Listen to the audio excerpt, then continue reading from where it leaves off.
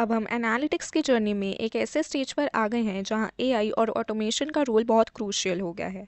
जैसे जैसे business grow करते हैं और डेटा का वॉल्यूम एक्सपोनेंशियली बढ़ता है, रिपीटेटिव टास्क को मैनुअली हैंडल करना टाइम कंज्यूमिंग और एरर प्रोन हो जाता है।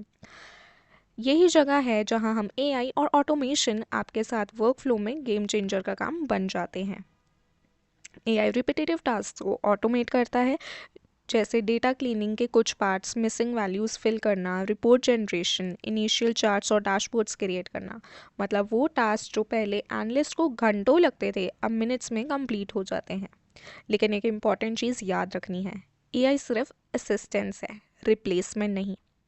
एआई से जो काम फास्ट होते हैं वो सिर्फ रिपीटेटिव और स्ट्रक्चर टास्क तक लिमिटेड है।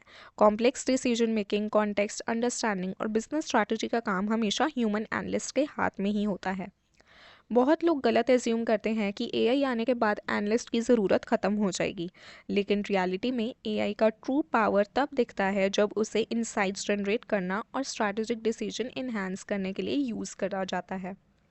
जो लोग एआई को एक टूल की तरह अडॉप्ट करते हैं, रिपीटेटिव टास्क को ऑटोमेट करते हैं, स्ट्रैटेजिक थिंकिंग और एनालाइज में टाइम इन्वेस्ट करते हैं, वो आने वाले 2 से 5 साल में टॉप टियर प्रोफेशनल्स बन जाएंगे।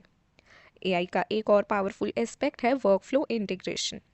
इमेजिन करो कि आप डेली सेल्स रिपोर्ट जनरेट करते हो। पहले आपको डेटा क्लीन करना है, कैलकुलेशंस परफॉर्म करनी है, चार्ट्स बनाने हैं, रिपोर्ट सबमिट करनी है। अब एआई और ऑटोमेशन के साथ आप एक स्क्रिप्ट या वर्कफ्लो सेटअप कर देते हो और रिपोर्ट ऑटोमेटिकली जनरेट हो जाती है, या ईमेल्स के थ्रू या डैशबोर्ड्स पे अपडेट हो जाती हैं। इससे आपका टाइम सेव होता है, एरर्स रिड्यूस होते हैं और आप हाई वैल्यू एनालिसिस पर फोकस कर सकते हो, जैसे ट्रेंड्स प्रिडिक्ट करना, एनॉमलीज डिटेक्ट करना और बिजनेस स्टेक होल्डर्स के लिए एक्शनेबल इंसाइट्स रेडी करना। यहाँ पर सबसे इम्पॉर्टेंट चीज़ है माइंडसेट। एआई के साथ काम करना सिर्फ एक टूल सीखना नहीं, बल्कि human logic plus AI efficiency का कॉम्बिनेशन डेवलप करना है। एआई को ब्लाइंडली फॉलो मत करो, डेटा को हमेशा वेरीफाई करो, कॉन्टेक्स्ट समझो और बिजनेस डिसीजन के लिए इंटरप्रेट करो।